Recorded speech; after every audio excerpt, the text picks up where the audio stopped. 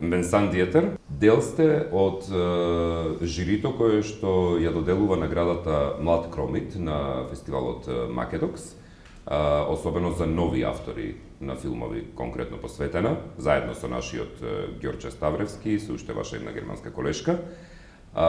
Кажете ми првенствено, дали ви беше предизвик да прифатите да бидете дел од еден фестивал како Македокс и какво е вашето мислење за овој фестивал? Oui, parce que d'une part, d'abord j'ai toujours été très fier d'être choisi pour faire partie d'un jury, c'est toujours quand même quelque chose qui me touche, d'autant plus que je n'étais jamais venu en Macédoine et à Skopje. Et en plus, ce prix du Young Onion est un prix qui récompense des premier et deuxième films, et maintenant je me consacre beaucoup à l'enseignement. Et je suis justement très, très ouvert aux nouvelles formes, à ce qui arrive des nouvelles générations, contrairement à certains metteurs en scène comme Jean-Luc Godard. Je ne pense pas que tout est fini, qu'après le cinéma, il n'y a plus rien. Maintenant, il y a le numérique, il y a les nouvelles formes documentaires, des nouvelles formes de monstration des films sur les réseaux sociaux. Tout bouge et ce n'est pas le moment de dire non, non, moi je reste un cinéaste pur et je ne veux rien savoir de ce qui arrive de nouveau. Et donc le fait d'être dans un jury ici m'oblige à voir ces nouvelles formes arriver de façon parfois un peu chaotique dans ma réalité de cinéaste français, parfois un peu gâté par un système français qui aide beaucoup le cinéma. Là, on voit des films qui sont difficiles à faire. Je pense au film macédonien Honeyland, qui a été vraiment très, très compliqué. Et donc, de voir arriver toutes ces nouvelles formes, c'est à la fois quelque chose que je trouve très excitant, qui me fait un peu peur aussi, parce que du coup, je suis la vieille génération, mais c'est très agréable d'être là, de les voir et en plus de participer à un événement qui, à mon sens, est très important ici, que ça ait lieu à Skopje, ici, dans le Košum Liam. Имавте можност да го погледнете филмот за кој што најмногу се зборува во последно време во Македонија, Медена земја, и се разбира и беше дел од она што вие го одлучувавте во жирито. Во однос на она што го споменавте, дека може би сега филмовите новија простори не се дотолку сложени колку што се случува да бидат во светски рамки, дали имате совршен спој на она што вие го знаете како традиционален пристап кон документаристиката и она што е денес нова форма на документаристика со сите технологии внатре заедно? Je pense qu'il y a les deux choses. Le numérique a complètement révolutionné la façon de faire les films. Moi, je vais faire un film à Los Angeles avec un téléphone dans quelques mois. Et en même temps, il y a un danger qui est que les possibilités sont tellement grandes, on peut aller en noir et blanc, en couleur, l'image à l'endroit, à l'envers, tout est possible. Qu'en même temps, je crois que c'est d'autant plus nécessaire que les réalisateurs, que ce soit de documentaires ou de fiction, apprennent presque à comprendre ce qu'ils sont en train de faire, à prendre plus de temps pour réfléchir. Est-ce qu'on met un ralenti à cet endroit, est-ce qu'on ne le met pas? Et ce que j'ai trouvé extrêmement beau dans le documentaire Honeyland, c'est qu'il est fait avec les moyens numériques, mais il n'y a absolument aucune utilisation de l'effet spécial numérique. Ce sont plutôt des effets de cinéma, d'ailleurs assez traditionnels, des très belles lumières. Alors après, on peut dire que c'est aussi un film de l'ancienne école, mais en l'occurrence, dans ce film-là, macédonien, donc, il filme des gens qui n'ont pas accès au numérique. Je crois qu'il y a un des enfants, à un moment, qu'on voit qui commence à avoir un portable, mais qui ne capte rien, sauf des jeux.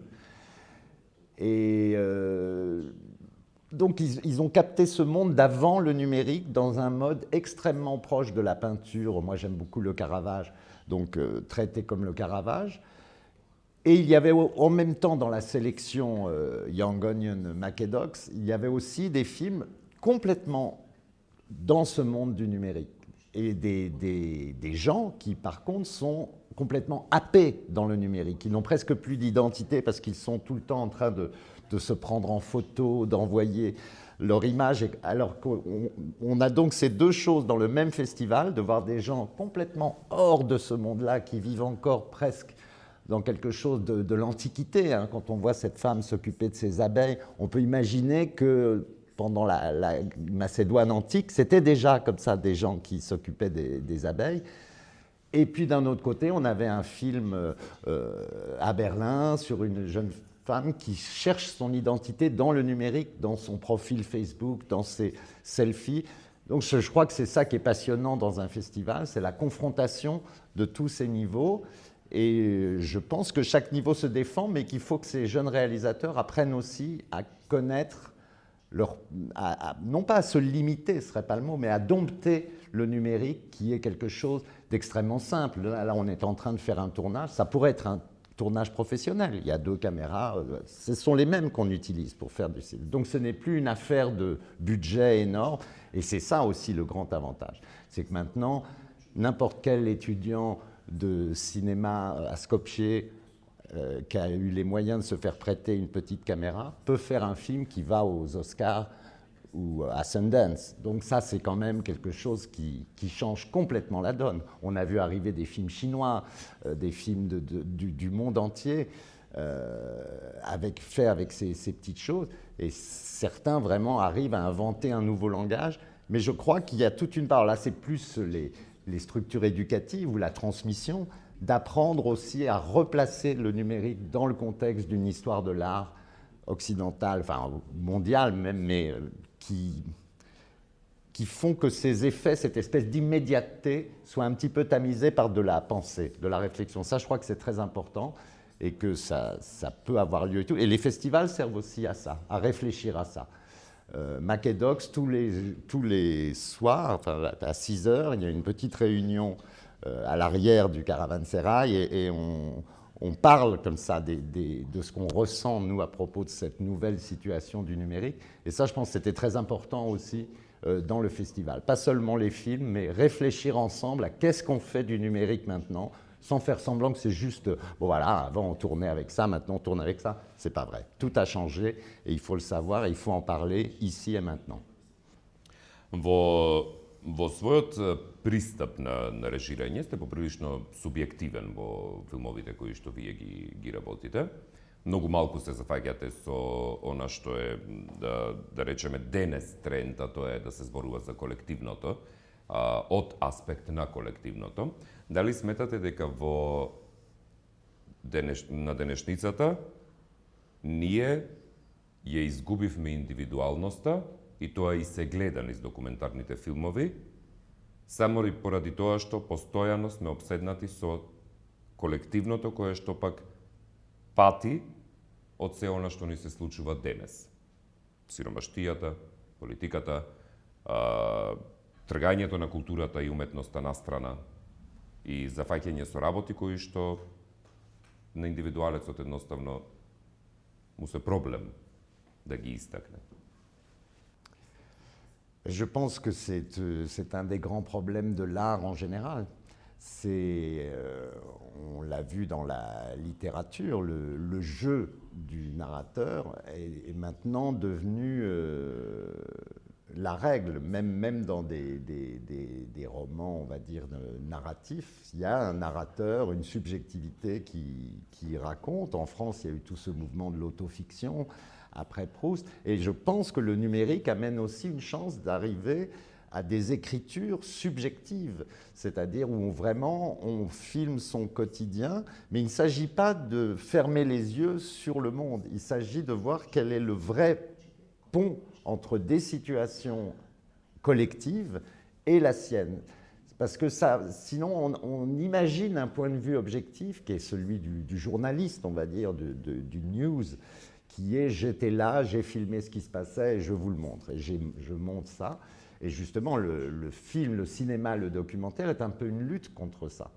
De montrer que l'image n'est pas la preuve de quelque chose, qu'il y a toujours quelqu'un qui la tourne, surtout maintenant avec la numérique, qui peut la monter, la colorer, la changer. On peut même changer le son d'une image. Donc je pense que c'est très important de prendre ces distances par rapport à l'idée du documentaire comme news, Et justement, alors là, c'est là que je reprendrai la défense d'un film comme Honeyland, qui prend le temps pendant plusieurs années de suivre des gens complètement isolés de toute réalité. Je ne sais même pas s'ils étaient au courant qu'il y a la guerre en Irak, peut-être même pas, c'est pas grave. Mais qu'on prend le temps de se concentrer sur cette réalité. Après, la subjectivité du réalisateur, elle arrive aussi dans les choix de cadrage, de lumière, de montage. Moi, je pense que le sujet d'un film, c'est le sujet, c'est celui qui le fait, le sujet, le vrai sujet d'un film. Après, on peut mettre de la distance et dire c'est un film sur ceci et cela. Moi, je prends la position inverse, qui est d'assumer que de toute façon, ça passe par ma sensibilité. Et j'ai fait un film, par exemple, qu'on a dit être un film sur les migrants, mais c'est parce qu'il s'est trouvé qu'un camp de migrants s'est installé en face de la personne avec qui je vivais à l'époque. Et c'est comme ça, c'est parce que le contact s'est fait vraiment que j'ai fini par faire un film, non pas sur les migrants, mais sur ce qui se passait devant ma fenêtre. Et là, ça devient complètement différent. Je ne cherche pas à provoquer. Par exemple, j'ai tourné à Lampedusa, dans l'île, au sud de l'Italie, et je voyais plein de petites équipes de jeunes gens un peu altermondialistes qui étaient là à chercher partout des migrants, quoi. Voilà, ils étaient là pour voir des migrants. Moi, j'ai juste fait mon journal de cet endroit, discuter avec les gens que je rencontrais, parler avec un ami de l'ambiance qu'il y avait dans cette île. Et à mon avis, on en apprend beaucoup plus sur Lampedusa que ces pauvres gens qui cherchaient le migrant arrivant sur la plage comme ça et qui peut-être en trouvaient un, mais c'était les mêmes images qui arrivaient tout le temps. Et finalement, je pense que je touche autant la situation qu'en étant allé vraiment à la chasse à la preuve, voilà, qu'on cherche avec la caméra. Et j'utilise pour ça beaucoup la voix, l'écriture, c'est-à-dire le fait de raconter des choses qui sont plus ou moins vraies, ça après je ne sais pas, mais qui viennent se mettre en contact avec l'image. Si je filme une rue de Skopje déserte en disant voilà, c'est dans cette rue que j'ai rencontré Ljubomir, etc., et on a parlé de la situation, c'est presque aussi fort que de montrer, de dénoncer quelque chose, si je sais le faire. Après, c'est une question de talent. Mais je pense qu'il y a toujours une distance à prendre presque à l'idée de cinéma un peu sportif, qui serait celui d'aller chercher des choses de la guerre, enfin, du reporter, voilà, qui est un petit peu dangereuse, je pense, surtout pour quelqu'un qui veut faire du cinéma en tant qu'art. C'est très important de réfléchir et de ne pas se contenter d'aller capter des choses un peu exceptionnelles, parce que justement, le public sera toujours intéressé, mais peut-être ne pourra pas se reconnaître et dire « Ah oui, mais c'est ailleurs, ça ne me concerne pas ». Alors que si on se place en tant qu'individu, en disant « moi, je », et qu'on les amène dans cet univers, peut-être qu'ils peuvent prendre conscience de certains problèmes de façon plus profonde. Da li mislite дека umetноста ќе го спаси светот, кој што е во еден сериозен период на обид да преживее човекот во целата оваа ситуација во која што се наоѓа земјата, планетата Земја. И дали токму уметноста, без разлика дали бидејќи пред се сте историчар на уметност, без разлика на која своја форма, ќе достигне до подсвеста на човекот, бидејќи најмногу тоа допира уметноста, и ќе успее некако да го поттикне повторно да се врати на индивидуалното во колективното, а не само да се биде маса, односно толпа. Je ne sais pas si je le pense, mais je le crois. C'est presque de l'ordre du... Je m'oblige à le croire, parce que sinon on ne ferait plus rien. Oui, il y a d'ailleurs le dernier film que j'ai tourné à Berlin sur des artistes français qui sont allés s'installer à Berlin justement, peut-être pour trouver de nouvelles formes, de nouveaux horizons dans une capitale nouvelle de l'Europe, espèce de nouveau Montparnasse. Et je pense qu'il y a ce que j'aime beaucoup chez les artistes, enfin chez les vrais artistes, ceux que je connais dans le cinéma, dans la littérature, c'est qu'ils ont cette espèce de foi, vraiment, indestructible, dans le fait que même si ça ne change rien, ça change tout. Voilà, que le fait qu'une œuvre, alors il y a des artistes conceptuels, c'est juste déplacer une épingle sur un parquet, mais pour eux, le monde en dépend. Et ça, je trouve ça très beau. Même si, fondamentalement, je suis un pessimiste, j'ai fait aussi un film avec un philosophe qui s'appelle Georges Didi Huberman et qui dit la même chose. Un film ne guérit rien, il le dit d'ailleurs pendant le film, mais en même temps, c'est indispensable de le faire. C'est une luciole, comme il dit, c'est quelque chose qui va clignoter dans la nuit, dans les ténèbres. Et donc, c'est fondamental parce que sinon, on n'a plus que cette noirceur qui est Et effectivement, plus les dangers semblent grands, plus je pense qu'il faut s'accrocher à ça et plus aussi, moi, en vieillissant, je me rends compte, il faut penser à le transmettre. Parce que sinon, c'est un peu faire un cadeau justement à tout cet aspect industriel et commercial de l'art qui commence le mainstream, qui commence vraiment à être de plus en plus envahissant et à standardiser toutes les voies subjectives.